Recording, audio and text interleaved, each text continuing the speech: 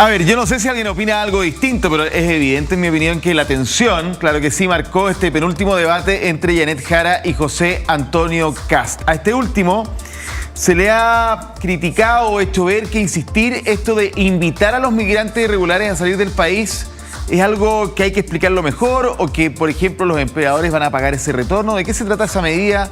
¿Qué va a pasar con la ley 40 horas? Son varias las cosas que deja como duda, ¿no? Este debate se lo vamos a preguntar todo esto a Martín Arrau, quien es el jefe de esa campaña.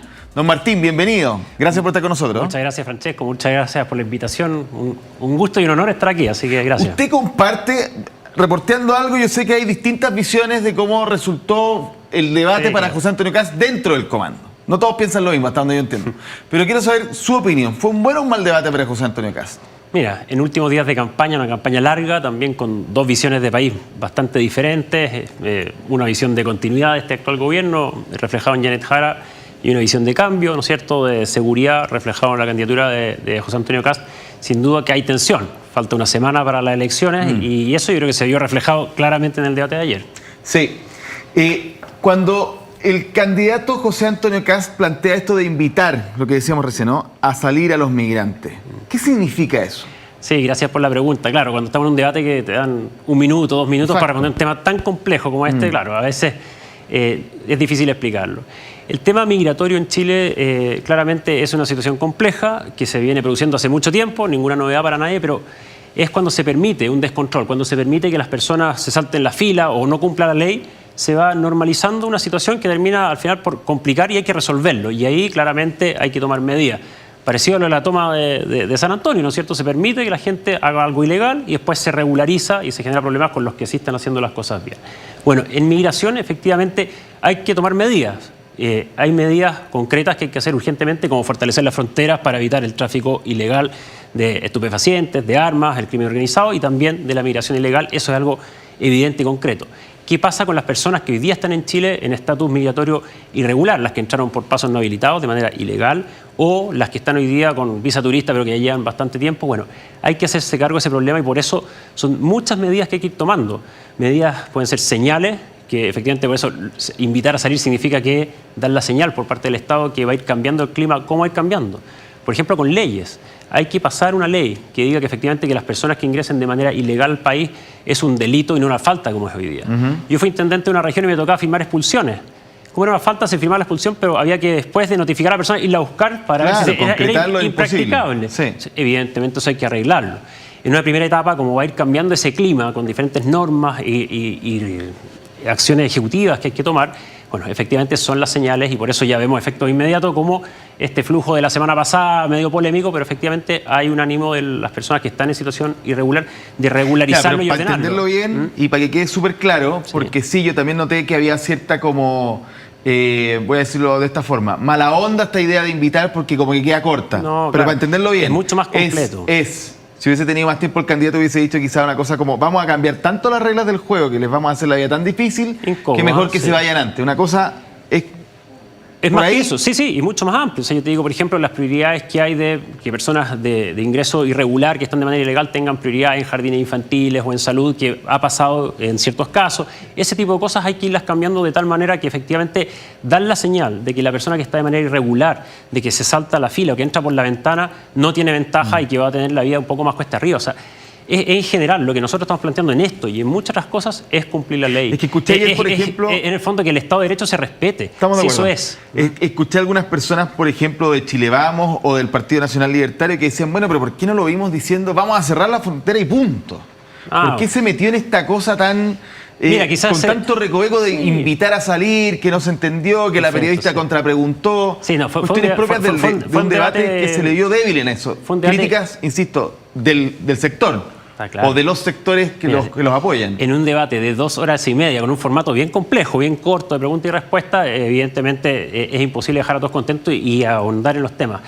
Pero cuando José Antonio Kast no se refiere al cierre de frontera y fortalecimiento, bueno, Recordemos que hace 10 años decía que había que hacer una zanja por fortalecer la frontera. Quizás se da por descontado, que lo primero que vamos a hacer es el plan escudo fronterizo que está dentro de nuestras propuestas, y ahí hay que ir sumando cambios legales, cambios reglamentarios y de planes y políticas que hoy día tiene el gobierno y los gobiernos, que más bien parece un efecto llamada, porque efectivamente tienen prioridad personas que ingresan de manera ilegal. Eso hay que cambiarlo, y por eso nosotros hemos dicho no a los grandes perdonazos, porque es un efecto llamada también. Uno termina diciendo, sáltese la cola que después lo arreglamos. Eso hay que cambiarlo. No podemos dar una señal de que el que salta la fila termina Martín, siendo beneficiado. ¿Está en riesgo, van a cambiar de alguna manera el proyecto de 40 horas? Eso ya es ley. Nosotros lo hemos dicho fuerte y claro. Nosotros vamos a entrar desde el día 1 enfocados en dar seguridad, crecimiento económico y empleo. Efectivamente era un proyecto que a nosotros no nos gustaba porque iba a tener un efecto en el desempleo, tal como ha pasado con eso y con otros proyectos que se aprobaron, y nosotros también hemos sido claros en decir que no vamos a entrar a pasar máquina en otros, porque además eso requiere mayorías parlamentarias, requiere reabrir temas, y hoy día el foco está en otra cosa, que son las medidas que están dentro del gobierno de emergencia que hemos planteado. O sea, se descarta completamente. No está dentro del plan de gobierno. Perfecto. Está bueno entonces, estamos despejando algunos temas, me parece muy bueno. Y en este último debate, ¿ustedes van a cambiar de alguna manera la estrategia en cómo el candidato va a comunicar ciertos temas? Por ejemplo... ¿A Anatel te refieres? ¿El del próximo...? El que viene, el último... Claro, el que queda. Martes. ¿A qué me refiero? Probablemente no sea parecido a este desde el punto de vista que pregunta sí, no. Sí. Yo creo que hay cosas que van a ser bien distintas. Pero la candidata Jara aprovechó varios momentos, yo te diría que más de una decena, para decir que José Antonio Kast no responde las preguntas. Sí. Y para serte bien honesto, Martín, habían temas por los cuales efectivamente no escuchamos respuestas concretas. Entonces, si pasa lo mismo, vamos a volver a vivir esta cuestión. No.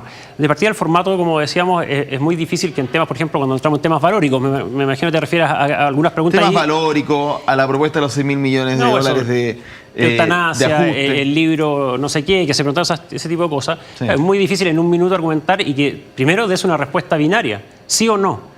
Sí. Si esto es política. Entonces, las cosas efectivamente dependen de cómo se implementa, cómo venga el proyecto de ley. Entonces, es muy difícil responder sí o no.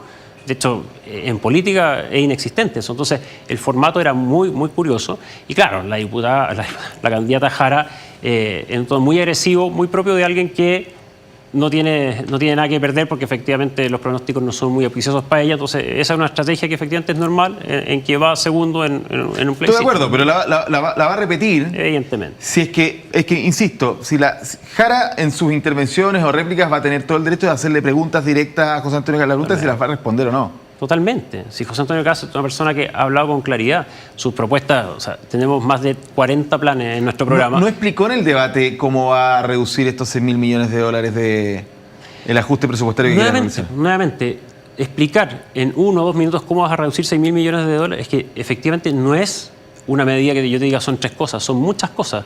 Yo te pongo ejemplos. Dígame las 3 más importantes. A mí me tocó, es que te lo quiero graficar, a mí me tocó administrar una región, una intendencia, un gobierno regional. En esa época no existían los gobernadores. Sí.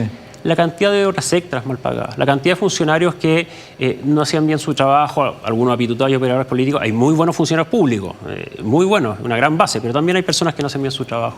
Los viáticos, esas son cosas chicas, hasta cosas de proyectos mal evaluados por la misma dirección de presupuesto, que son decenas de miles de millones de dólares. Entonces, si tú sumas todo eso, llegas a los 6.000 millones. Si tú me dices aquí cuáles son, es una sumatoria de proyectos mal evaluados por el mismo Estado, por esta misma dirección de presupuesto. Entonces, más bien es una suerte de meta que una promesa. Es como, esta es la meta y vamos a ir viendo de dónde picamos. Pero por eso, cuando te critican, es realmente con mala fe, por 2 cosas. Lo primero, hay un consenso total, de izquierda y derecha. De hecho, me ha tocado muchos debates con el encargado económico, Janet Jara, y él mismo dice que es un problema el déficit fiscal, que el nivel de endeudamiento que hemos ido llegando es un problema, lo dicen todos los expertos. Entonces, hay que reducir el gasto público, al menos dejar de gastar más de lo que no entra, ¿no es cierto? El titular de hace un par de días era que por tercer año este gobierno gastó más de lo que tenía. Hay que reducir de todas maneras. ¿Cómo hacerlo? Las personas que critican, que vienen del Estado, lo hacen de mala fe, porque en el Estado, los que hemos estado ahí, muchas veces te llega un instructivo de IPRES y te dice, oiga, su servicio hay que cortar un 5%, vea usted dónde ajusta, y se hace, y no es un trauma, porque hay que hacerlo para balancear las cuentas fiscales. Lo que ha hecho este gobierno no ha hecho ningún ajuste, ningún esfuerzo, y de hecho ayer salen con este tema, o antes de ayer, de expropiar esta toma, por ejemplo. Sí, antes de ayer. 10.000, 11.000 millones más que no están en el presupuesto. ¿Cómo lo van a pagar? Bueno, entonces es una irresponsabilidad de el prometer Montes decía cosas. que era parte de la plata del presupuesto 2025 que está en asentamientos Entonces precarios. los proyectos que llevan 10, 20 años esperando van a ser postergados por esta gente que salta la cola. Entonces esa es la irresponsabilidad presupuestaria, esa es la mala fe o la manera en que te enfocan este debate sabiendo que efectivamente es factible. Entendido el punto, otro de los temas por los cuales para algunos la respuesta fue o insuficiente o no hubo, le pregunto a usted, es a propósito de si va o no a indultar a Miguel Krasnov.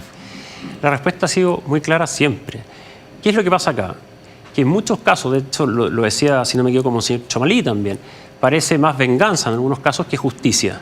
Y me refiero a personas de edad, personas que están con enfermedades terminales. Tenemos casos de personas privadas de libertad que están postrados con demencia senil. ¿Eso es una condena para él o más bien para su familia o es una venganza? Entonces, nosotros sí estamos a favor de algo similar a lo que se está tramitando en el Congreso, que efectivamente son indultos humanitarios para ese tipo de casos. ¿Ya? Si ahí califica A, B o C persona, se verá, depende de esas tipologías, pero es algo general para humanitario. Pero buscar una nueva regulación que nos permita hacer eso viable, porque si no, si a ustedes les parece eso desde el punto de vista ético y moral relevante, lo pueden hacer sin ninguna discusión en el Congreso, se indulta. Efectivamente. ¿Lo van a hacer de qué forma? Lo que dijo José Antonio Kast, efectivamente, que habiendo un proyecto de ley que está siendo tramitado, hay que observar cómo avanza eso, pero nosotros sí creemos que efectivamente los indultos humanitarios en ciertos casos humanitarios, no con nombre y apellido. ¿El caso de Miguel Krasnov podría ser un caso humanitario? ¿Lo tienen estudiado? No conozco su edad ni su estado de salud, la verdad es que ese caso no está dentro de lo que hemos discutido. Lo único que hemos discutido a este respecto es efectivamente observar esta tramitación de este proyecto por razones humanitarias. Humanitarias, eso es todo lo que hay, y por eso cuando le empiezan a poner nombres y tratan de vincular ciertas cosas, que es lo que hace la izquierda típicamente, no es algo que esté dentro del plano, y por eso yo ese caso ni siquiera lo conozco en particular. Obviamente a él lo conozco de nombre porque es como por cultura general, digamos. Claro. Yo le hago la pregunta porque aparece en el debate y insisto que son siempre las mismas preguntas. La izquierda siempre pregunta las mismas cosas. Déjeme decirle que yo soy de los que critica que siempre se pregunta lo mismo en los debates, así que no tengo problema. Bueno, más allá si es de izquierda, de derecha, el periodista, que yo creo que eso no es lo que entra en juego. Sí, me gustaría que hubieran más temas. Dicho eso, el hecho de que la cárcel especial de Punta Peuco haya cambiado a una común, ¿para ustedes es una mala decisión? ¿Podrían revertirla si son gobierno? Habrá que analizarlo, pero efectivamente, primero tenemos un déficit carcelario, eso estamos claros. No lo va a solucionar con una cárcel que es de este porte, porque esa fue la justificación, ¿no es cierto? Pregúntale a los vecinos qué opinan, los vecinos de Punta Peuco, que están ya manifestándose porque iban a traer otro tipo de personas privadas de libertad. O sea, a mí me tocó, en la región, de hecho, que me tocó liderar, digamos, iniciar un proyecto para la construcción de una nueva cárcel. La oposición de los vecinos, es un tema la construcción de cárceles. Nosotros tenemos un plan carcelario brutalmente potente para abrir nuevas plazas, para no tener que hacer este tipo de cosas. ¿Para qué? Para que la segmentación penitenciaria sea entonces, efectiva. Por lo tanto, ¿es una opción poder revertir esa decisión del presidente Boric? Hay que ver los informes técnicos de Gendarmería, que recomiendan, efectivamente, pero por supuesto que está dentro del plano de las posibilidades. Y para cerrar, Martín, otro de los puntos que se generó bastante tensión en el debate fueron las insistentes acusaciones de Yanet Jara, José Antonio Kast, con respecto al abuso o al que se jodan, como dijo ella, porque ustedes tienen como principal encargado económico al señor Quiroz, que ha sido vinculado a las colusiones de la farmacia y de los pollos a través de algunos informes. Está sentado al lado mío. Donde no han habido, ustedes sostienen, ninguna condena, ni mucho menos, pero ha sido vinculado y hay varios informes de prensa al respecto. ¿Qué responden ustedes a la candidata Jara? Porque José Antonio Kast no respondió mucho directamente a eso. Más bien habló de Monsalvo y otras cosas. Mira, Francesco, hay que ser muy cuidadoso porque efectivamente se repiten cosas que terminan afectando la honra de las personas.